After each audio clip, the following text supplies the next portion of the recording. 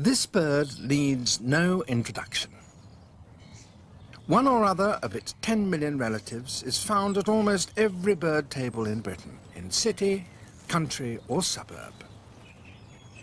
It is, of course, the bluetit. Bluetits respond so readily to human hospitality that it's tempting to feel that we're experts in a small way on our particular family. But this is the story of what they get up to when we're not looking out of the window.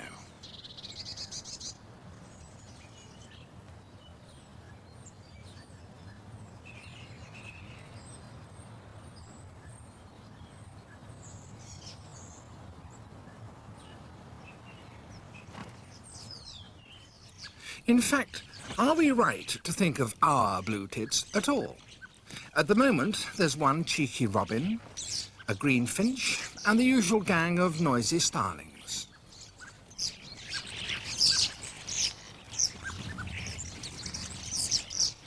And just one bluetit. Yet marking individual birds has shown that no less than 100 different bluetits could well be visiting this bird table in the course of a single morning, and commuting 2 or 3 miles to get here from the countryside around. In winter, bluetits must forage almost every minute of the day simply to stay alive.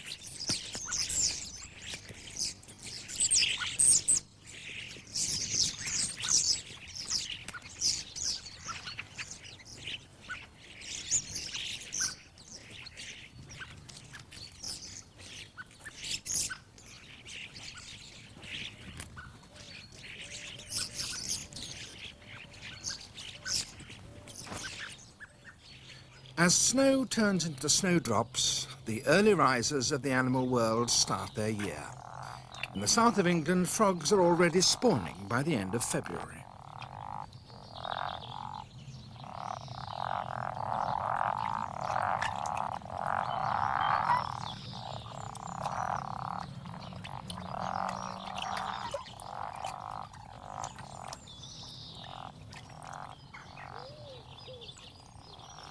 Cats are well known for their curiosity, and bluetits too.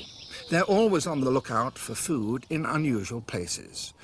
Agile, lightweight, skilled with both foot and bill, bluetits are adapted to foraging on the slender outer twigs of trees. It enables them to reach the foods that other birds can't reach.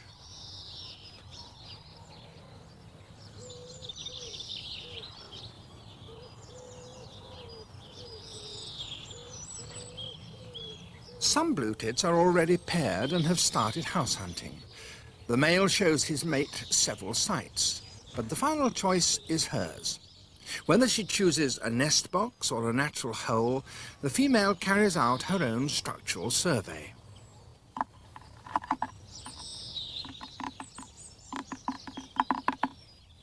But it's a bit early yet to start on the nest.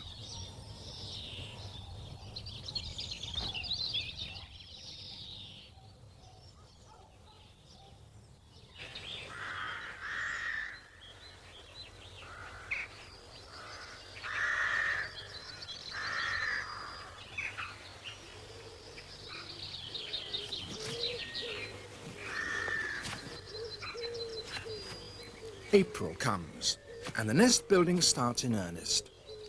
Working on her own, the female collects load after load of moss to form the foundation. At first, she simply piles it on the floor of the box.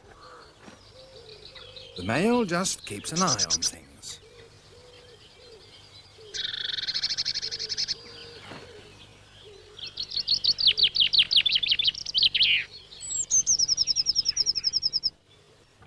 By shuffling and pressing the moss with her breast, the female forms the nest cup. When the male looks in, his presence seems far from welcome.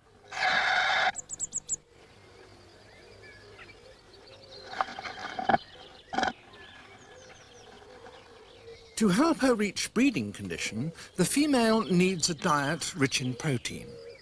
The nectar of pussy willows is ideal for this, and she can pick up a few insects at the same time.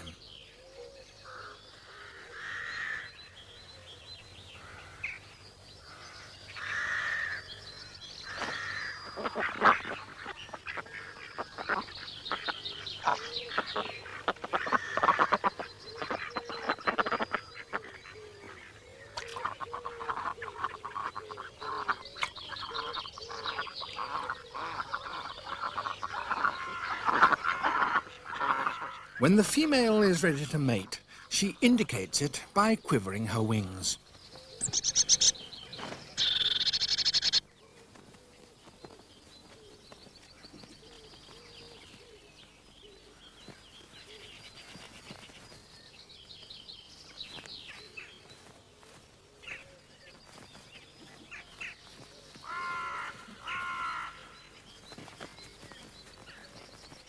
The same signal is also used to beg for food.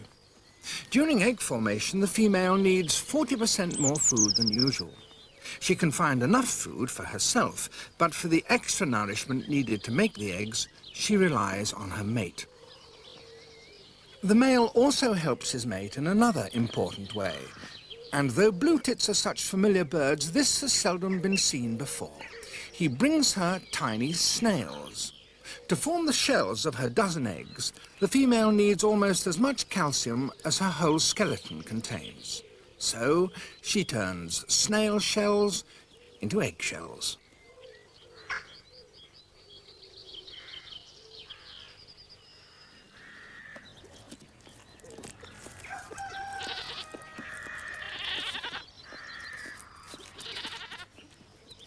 Time now to put the finishing touches to the nest. There's no shortage of the very best quality lining materials.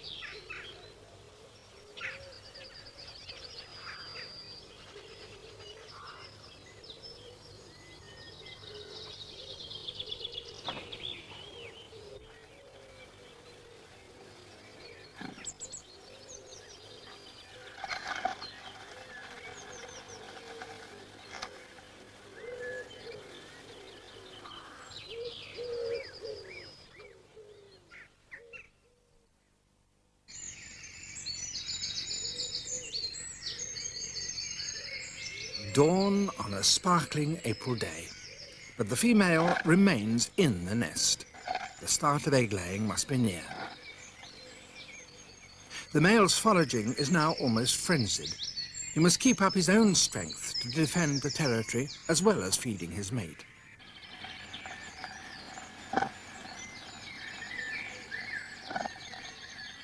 At each visit, the male only brings a single caterpillar. But he comes so frequently that the female is receiving up to 2.5 times as much food as she normally collects on her own.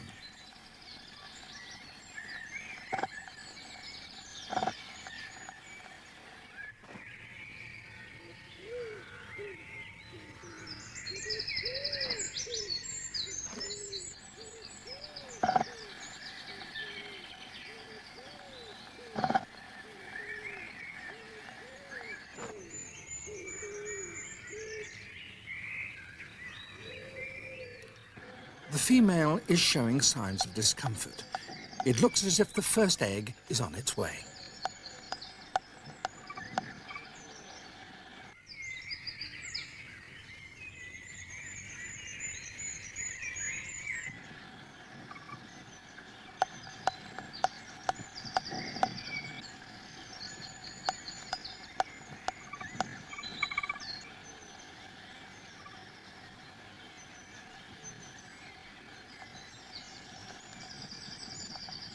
And there it is, a tiny egg, but a great achievement for a bird that weighs scarcely more than a £1 coin.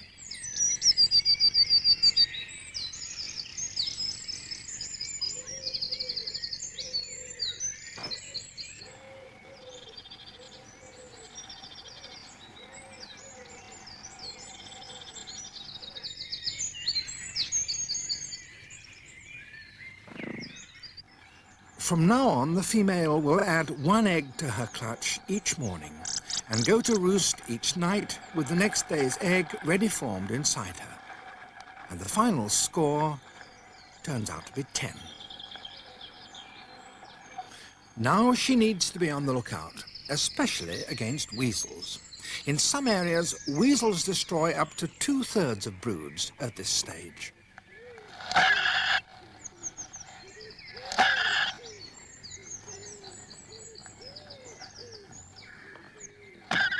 False alarm this time. It's only a field mouse. Put him back in water. I tried to get a snake. I've got the shell now. Woodpeckers too often take young from nest boxes, but this one's occupied with its own brood in the dead elm tree.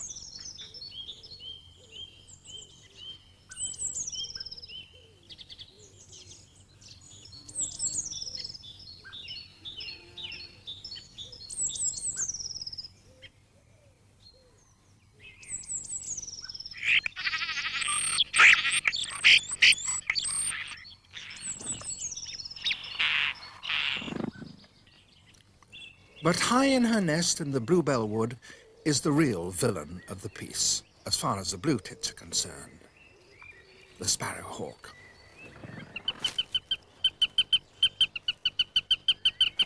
She and her brood may well pose the greatest threat of all to the bluetits.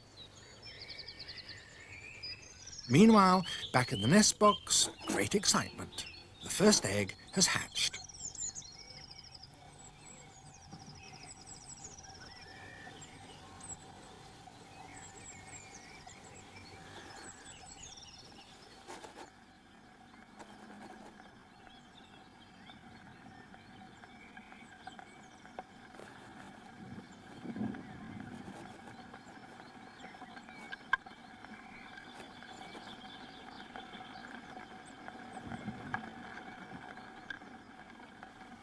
At hatching, the chick is blind and naked. It's also unable to regulate its own temperature, so its mother maneuvers it into a position where it can be warmly brooded.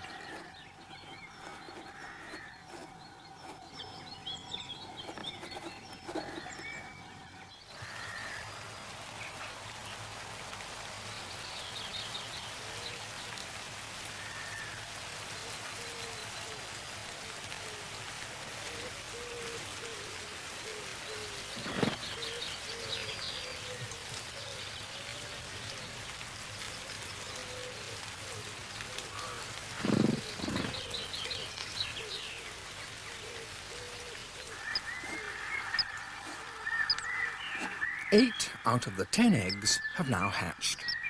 Small chicks that die are swiftly removed by the adults. Eggs that fail to hatch get pushed into the nest lining.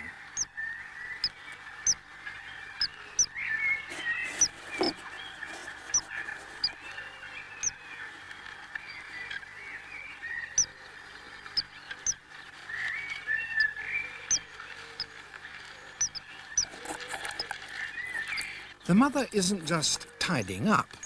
Producing 10 eggshells has drawn calcium from her own skeleton. Eating the shells helps to restore it.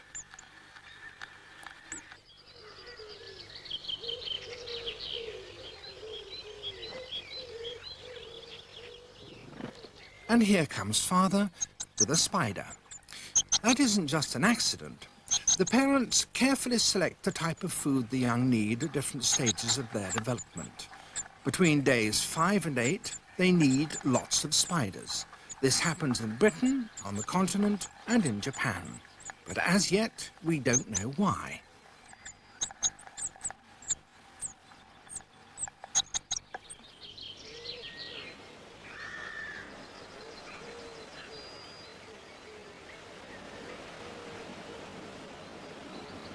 Over in the oak wood, the sparrowhawk is on eggs. Her mate, too, brings food to the nest. She turns the eggs to assist incubation. Her brood is carefully timed to synchronize with that of the bluetits. Her chicks will be at their hungriest when the young bluetits make their first wobbly flight from the nest and are likely to prove easy prey.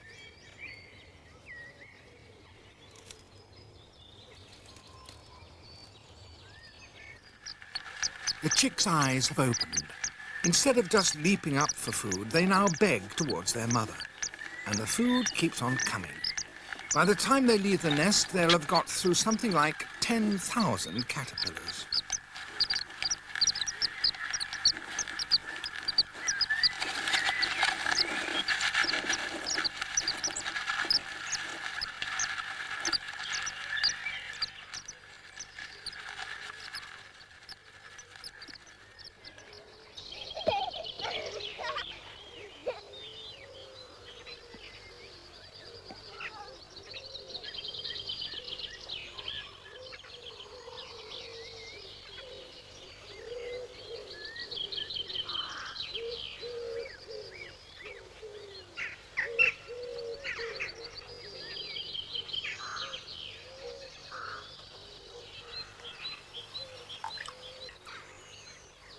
As the nestlings grow, others in the garden become aware of them.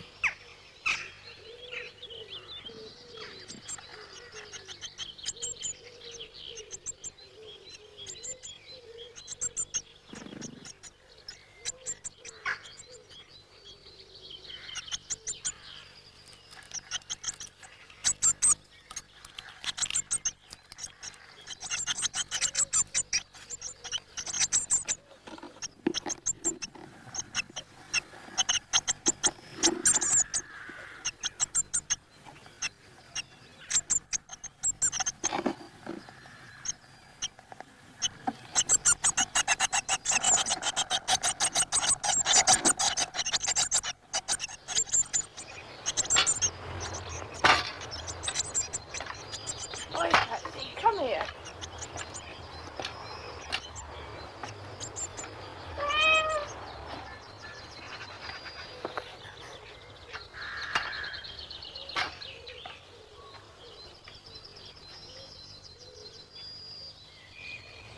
Although they're found in so many habitats, blue tits are basically birds of oak woods, and it's their favourite feeding place.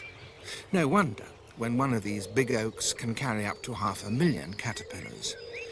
Indeed, the blue tit breeding season is timed for peak caterpillar time, just as the sparrowhawk's breeding season in turn is linked with the blue tits.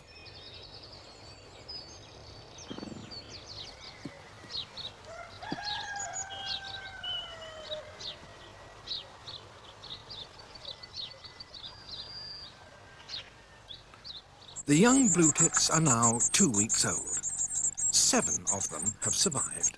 They're fully feathered and almost miniature versions of their parents, with paler plumage and wide yellow gapes.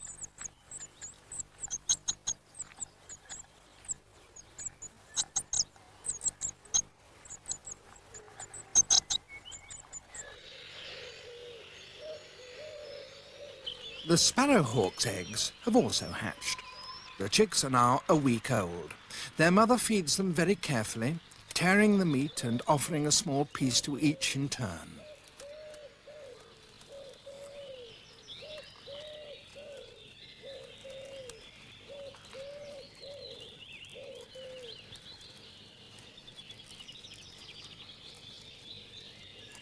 The mother cleans her talons, her weapons.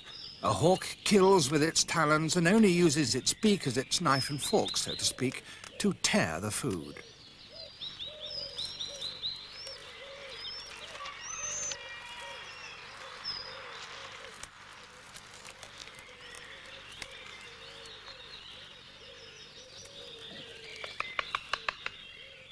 At the elm tree nest, the male woodpecker, with the red patch on his head, flies in to feed his brood.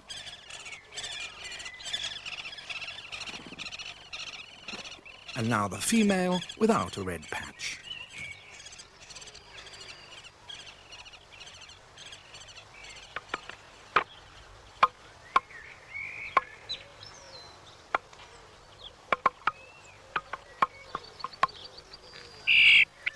The starling's first brood is almost independent. Perhaps it's looking for another nest site, but this one's already occupied.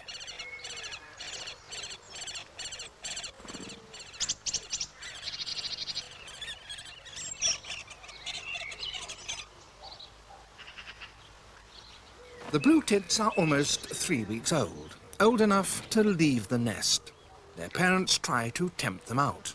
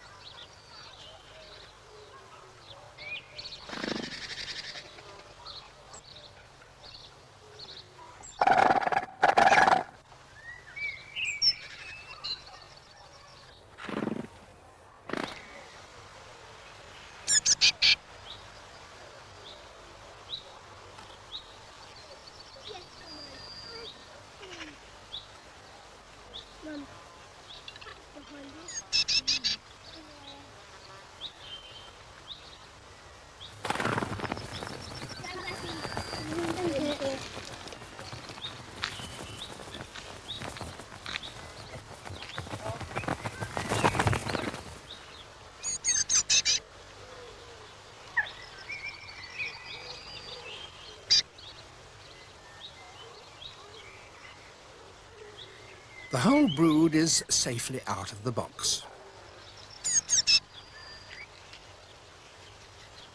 Mother flies in with one final meal. Oh well, it seems a pity to waste it.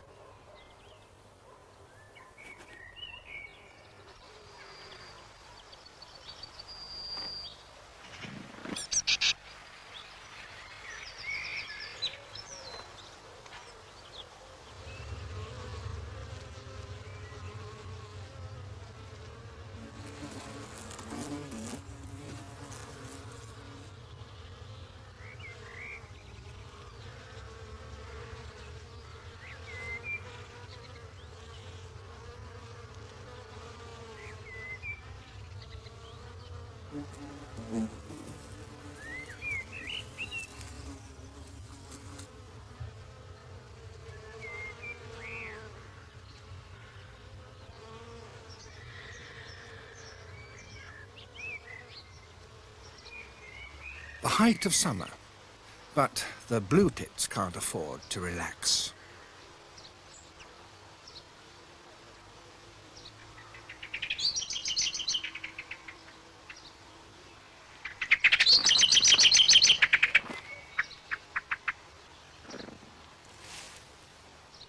A close shave, but the ultimate enemy lurks among the leaves. The female sparrowhawk is still spending most of her time near the nest, so the growing family has to be provisioned by the male, who's only 2/3 her size. He specializes in the smaller woodland birds, particularly tits.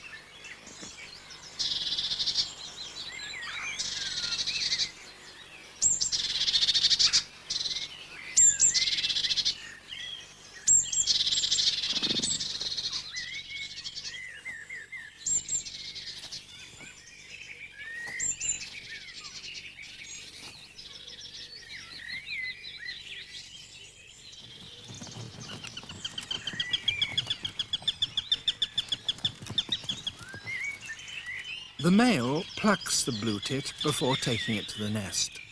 It's hard not to be saddened by the death of even one of these small birds. But some deaths are inevitable. Each year, on average, one of each adult pair survives. So out of a clutch of 10 eggs, like ours, only one needs to get through to replace its parent.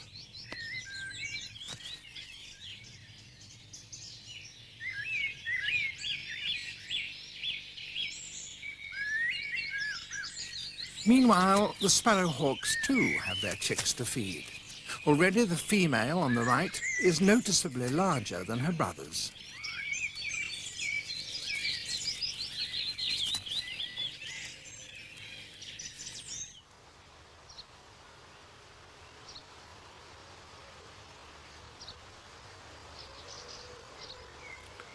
Autumn is a quiet time for many woodland birds.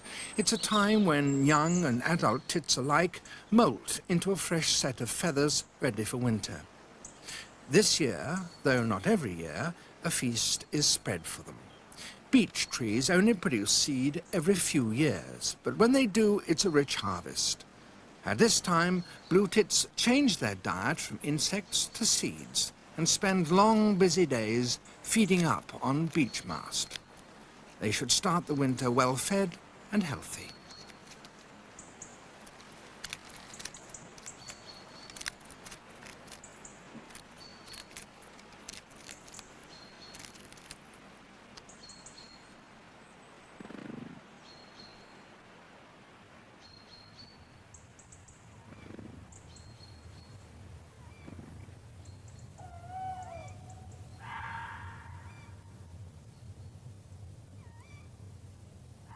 Winter nights are cold, but already the year has turned, and now the female blue tit will often return to the old nest box to roost, maintaining her claim to it as the nursery for her next brood in the garden.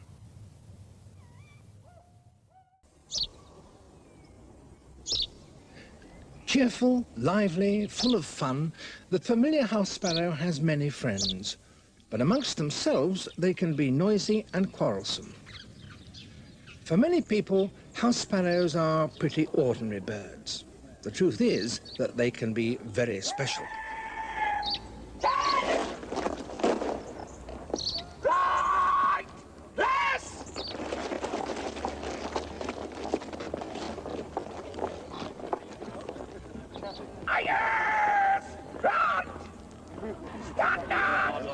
Perhaps most special of all are those that live at Buckingham Palace. The changing of the guard is meant to be an eye-catcher. It's hardly surprising that not one tourist has noticed the sparrows.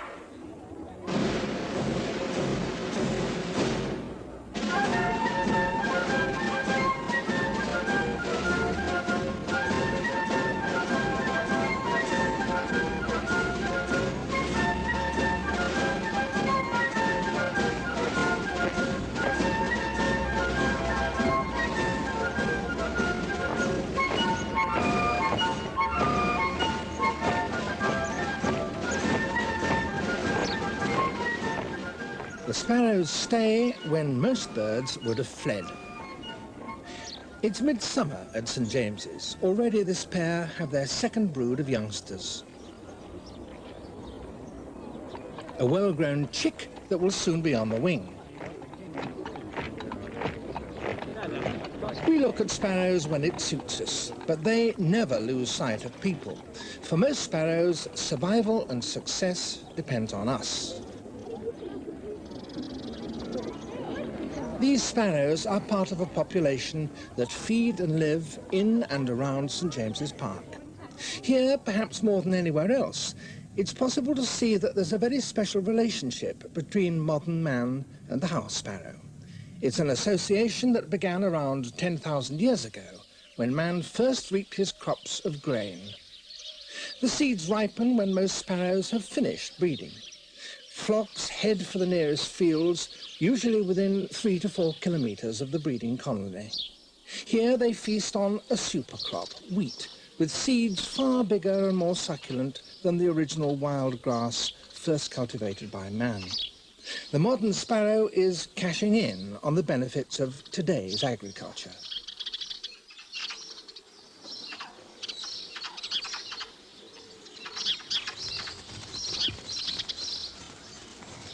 These invasions can cause serious damage. Occasionally, up to 1/3 of the crop is lost, and it doesn't stop there.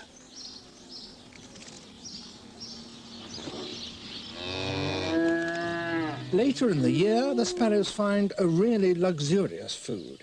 In the cow trough, there's a mix of crushed grain and silage fortified with vitamins. What more could a hungry sparrow ask for? It's hardly surprising that some farmers are not friendly to sparrows. And if you feed in a flock, you attract the attention of others. Although sparrows are more obvious in flocks, the kestrel may be confused by the blur of wings. There's also safety in numbers. Even so, kestrels, as well as sparrowhawks and owls, are predators on sparrows. When food is hard to find, some individuals adopt a different behavior. They watch other birds. When one discovers food, the watcher or scrounger moves in and takes advantage of the find. So flocking has several functions, all important to the survival of sparrows. During winter, some flocks will disperse, but they may still gather together at dusk in communal roosts. Each can contain either tens or thousands of birds.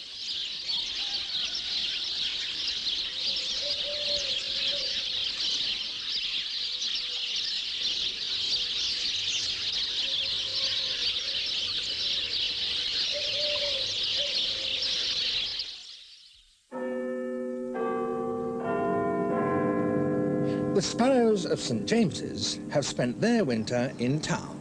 They rarely stray far from the park. The vigorous new growth of spring is an irresistible attraction to insects. A bee is a welcome and vital guest whose act of pollination is rewarded with nectar. That's if it can get there before the sparrow. Nectar shining on his bill, a brightly plumaged male plunders the flowers. The less decorative female joins in too. This male's technique is more destructive, but it's not wanton. He needs the food.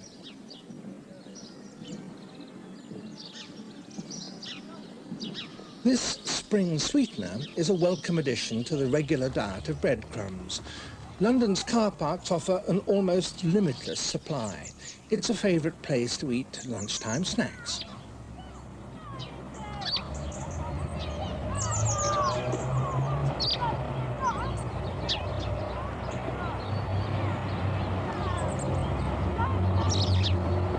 Sparrows can rely on finding food here at all times of the year in almost any weather. But on fine days, there can be richer pickings elsewhere.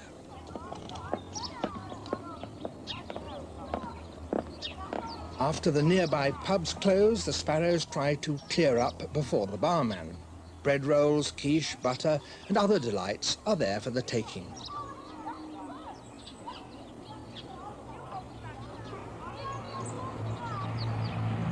With such wholesome food available, it's perhaps a little surprising to find some sparrows digging around at the zoo. Elephants digest their food rather inefficiently. The grain and seeds they take in with their hay are delivered unscathed to the ground. Perhaps the ancestral sparrow of Central Africa fed like this more than 20 million years ago. But now, as then, a sparrow's priority in spring is to search for a nest site. Holes in stonework, gaps under roofs, and other crevices are all investigated by the year-old males. The buildings around St. James's offer plenty of opportunities. Older males have already returned to the site they used last year. But for young and old, song proclaims ownership.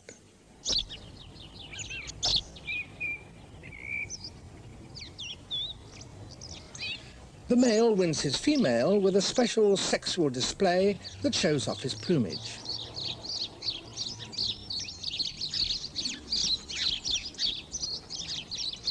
All this noisy strutting inevitably attracts attention and fights break out.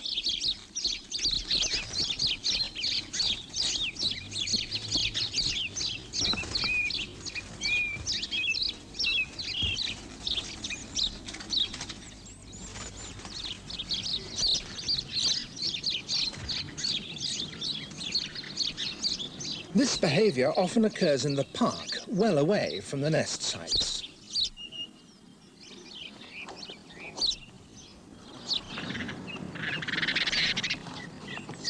But if the male is to succeed, he must persist.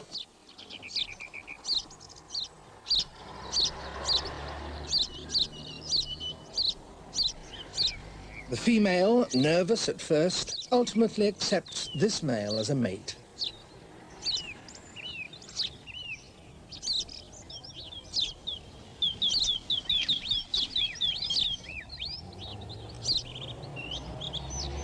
Their nest site is a touch exclusive. It's on the mall. Our male has chosen to build his nest in one of the lampposts. At the very top, the cast-iron galleon provides an unusual but very desirable home.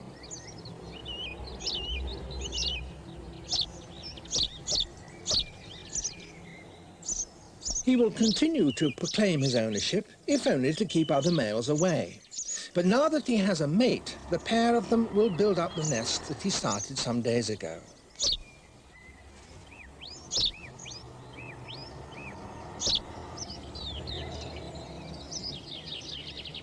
A variety of vegetation is collected. The female here tugs at old stalks in a plane tree, but the male goes for grass gathered eagerly in the park.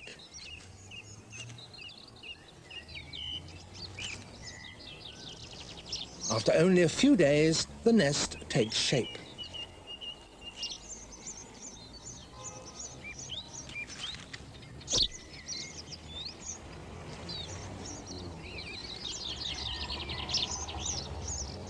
Although the female helps with the nest building, it's the male who does most of the work. Now he searches for softer materials. They're taken inside and pushed into position.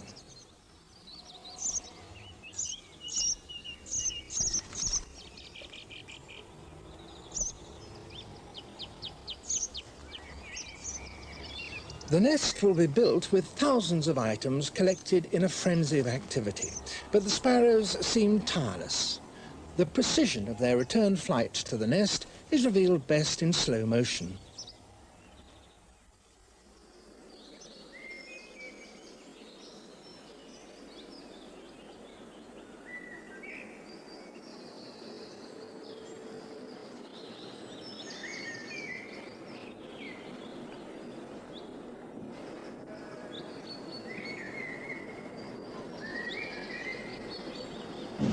The domed nest is now almost complete. It's unusual to see a sparrow's nest in such an open situation where it will be vulnerable to exceptionally bad weather. Along the mall, several of these galleons are used by the sparrows. Usually, though, their nests are in more sheltered positions, but here it must be space that's at a premium.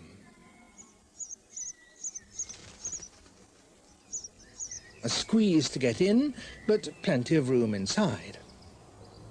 The stonemasons, too, have carved an ideal niche for the sparrows. Around the park, almost every building has somewhere for sparrows to nest. Without them knowing it, London's architects are a sparrow's best friend.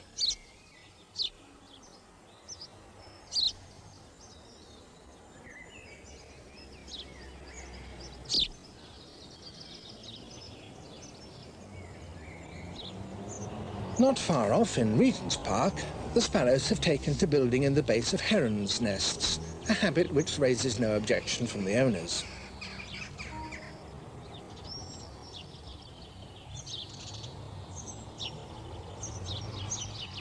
But some sparrows still build in trees or bushes. This is probably how the ancestral sparrow nested and how their close relatives, the weaver birds of Africa, still do. Nesting in holes by house sparrows is thought to be a relatively recent habit.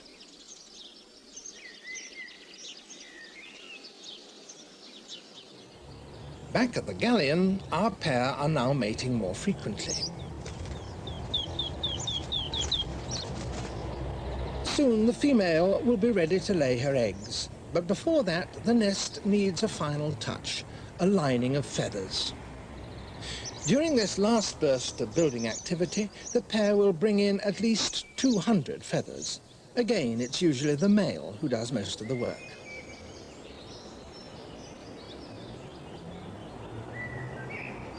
The down will make a snug bed for the eggs and for the young when they hatch. Feathers can be hard to find, so not one must be left behind.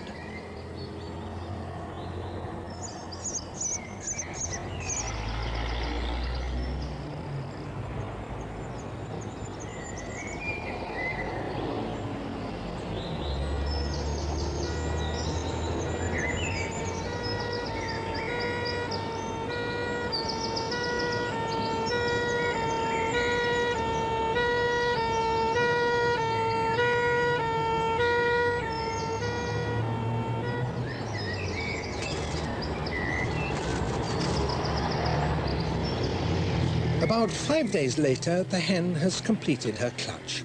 The eggs are laid in the early morning, one each day. 4 is the usual number. They will be incubated by both parents, but the female takes on the largest share. It's late May. The first warm days of summer have arrived. And it's not only we humans who take advantage of the sun.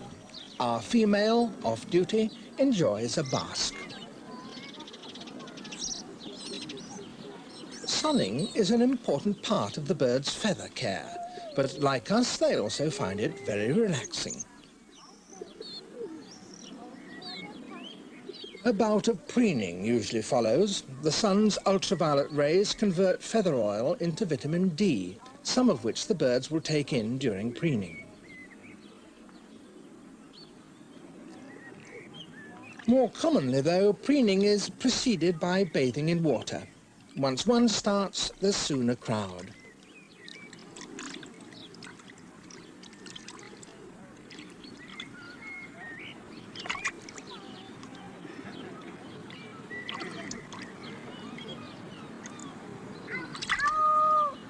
Bathing is not a haphazard delight, but another vital part of feather care. The object is to thoroughly wet the feathers, not soak them, so that they can be preened more easily.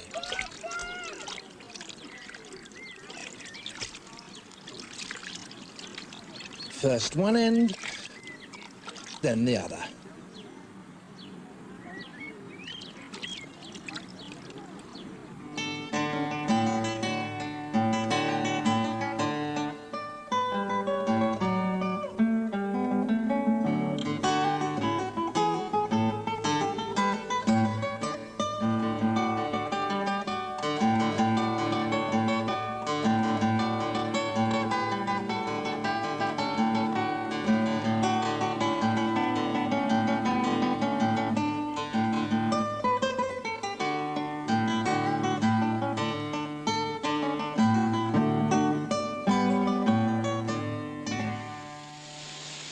Among the St. James's Park sparrows, there are many non-breeders with no responsibilities. It's different for our pair, who will soon have no off-duty time to while away.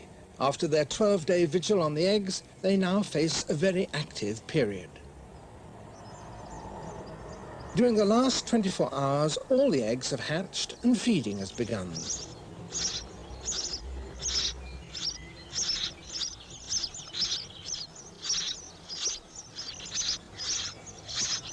They will be brooded for well over half the day, but the tiny blind chicks respond to every movement of their mother by begging.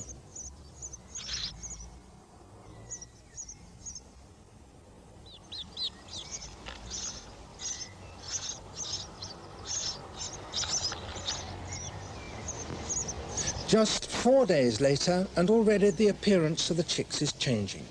They're still blind, but their darker colour is caused by the feather tracts developing under the skin. It's not uncommon for 1 or 2 of the chicks to die. In our nest, only 1 has been lost.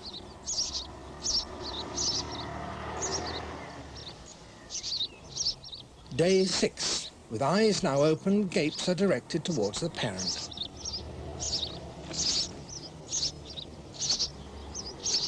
The young chicks are fed a variety of foods, but the most important part of the diet at this stage is insects, including aphids, flies and caterpillars.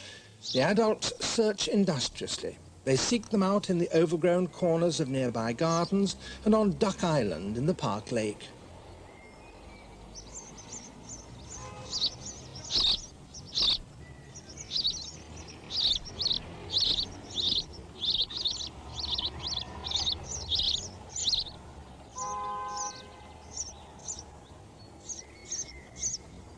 This protein-rich animal food will encourage the healthy growth of the chicks. With up to 25 feeds per hour, both parents are busy.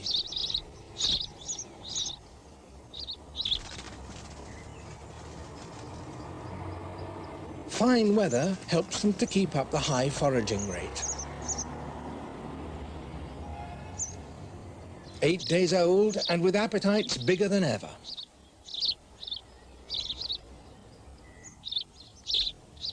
Bread now becomes a more important item in the diet. In St. James's Park, it's certainly the easiest food to find.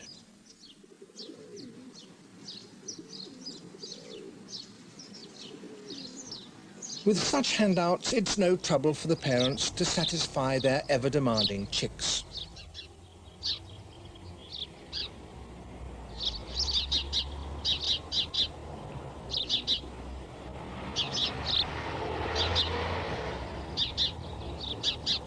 These chicks are lucky, for down in the park they're being offered not just bread, but biscuits, preferably digestive, and budgie mix. And it's fun for us too. Fun it may be, but not for this sparrow. Watch her aggressive gesture, there, as she keeps away another. And again. No doubt she has a brood to feed like ours. The neat white parcel on the rim of the nest hole is a dropping placed there by one of the nestlings. And so the nest is kept clean. Towards the end of their time in the nest, the chicks are fed less, but with feathers well grown, stretching and preening will take up a lot of each day.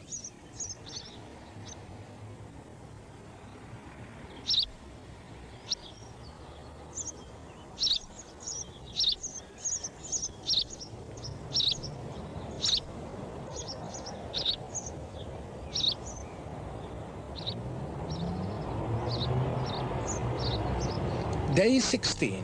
This is perhaps the last feed in the galleon on the Mall. Tomorrow, the nest will be empty. Down below, it's a hazardous place for a young sparrow.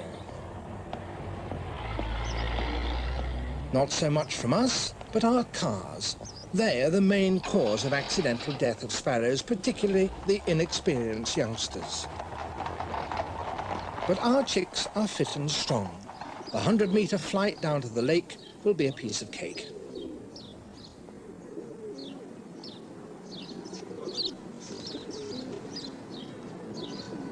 Safely installed in the bushes, the fledglings wait for a parent to appear with food.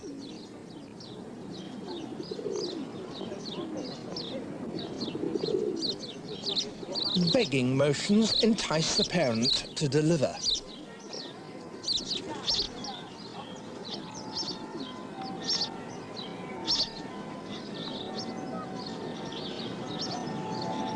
During the next few days, the young birds will slowly gain confidence and start to feed for themselves. But until their parents disappear to start their second clutch, all offers of food are gratefully accepted. After 2 weeks or so, the protected life with their parents is over. Now they will join a flock of juveniles and older sparrows and take part in social activities, like dusting. This is another kind of bathing, but hardly one to cleanse, you might think. Each sparrow claims its own dust bowl.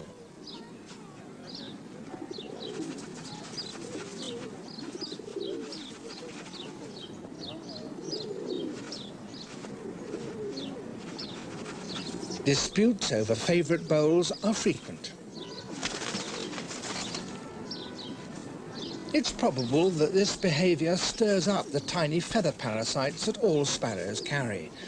Dusting is usually followed by energetic preening, which rids them of some of the mites and lice.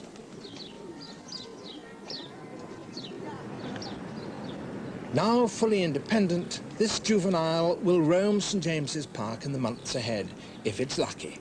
Only about a fifth of those fledged 1 year will survive to the next. But there will be survivors, those which search out and take the opportunities that are offered. For these juveniles, of course, there will always be plenty of breadcrumbs. But for now, they've discovered a natural bonanza, aphids. It's a sight that should please the eyes of any rose grower. Here at St. James's, the sparrows are not short of friends, but it's different for their country cousins. They are pests, feeding on farm crops just 20 kilometres away.